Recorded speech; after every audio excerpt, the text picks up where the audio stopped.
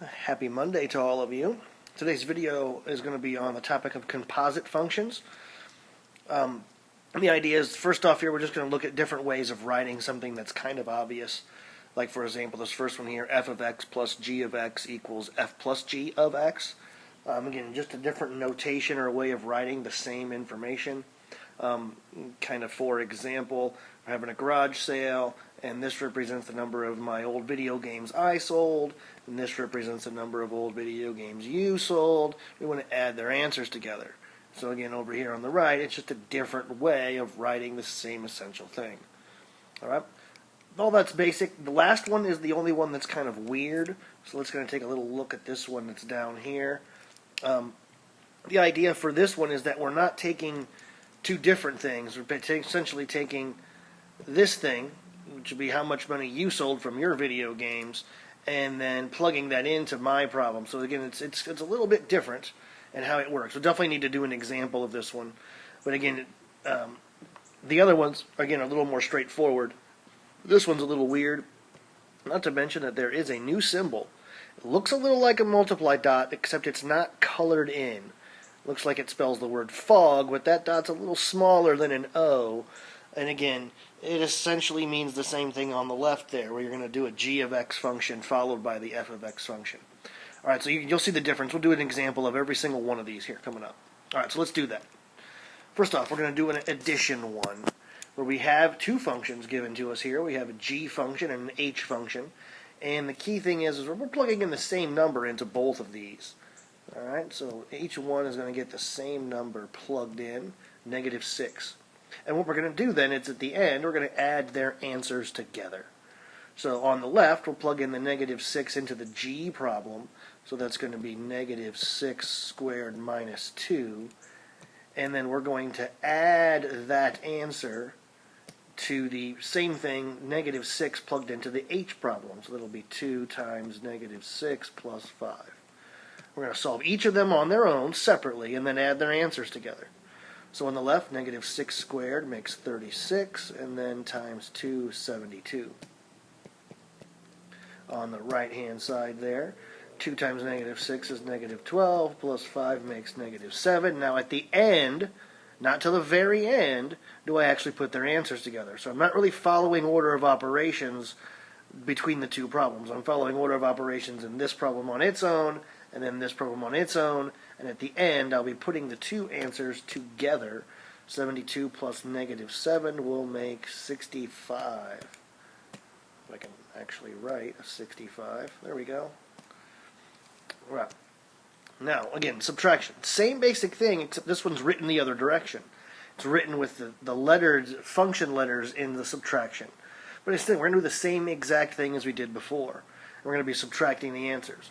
We're going to take the g of x answer. Alright, so that's the 2x minus 3. Notice, again, there's no number in that spot, so this one's a little more algebra-based. And then it says we're going to subtract, and now we're going to do the same thing with the h of x problem.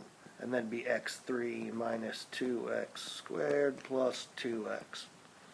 So we're going to take this problem and minus this problem.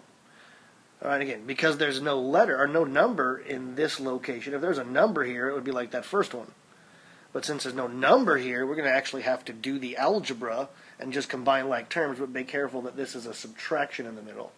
So for example, I want to start with the largest variable, x to the third, but it comes after a subtract, so that's -x to the third. Done with that piece. Next largest is this one. But again, it comes after a subtract, and when you subtract a negative, that'll act like a plus 2x squared. Now, the next ones, there's more than one, and I will get subtract. And 2x subtract 2x makes 0x, and those just cancel out. Last up is this minus 3. It does not come after subtract, so it just stays minus 3. Again, I don't think you're going to have to see too many of those kind where the algebra is left in, and there isn't a number to replace and substitute in, but I wanted to show you one and how it worked. Alright, back to the numbers. This is, again, what majority of your work will look like. Alright, so again, they're written together, just like the last one. And what that means is we're really going to do the h problem, plugging a 5 in, and then take its answer and times it with the G problem when you plug in a 5.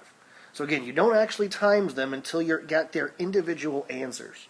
So again, I'm going to do the H of 5 problem, so that is 5 plus 5, and get its answer. Again, I'm not following order of operations between them. Then I'm going to do the G problem using a 5, so that's 3 times 5 minus 5. It's 15 minus 5, which makes 10. Now I will multiply their answers to get 100. Right, let's try one more. That's kind of basic. Division one, but again, it's okay. It's still basic. We're just going to plug a 7 in.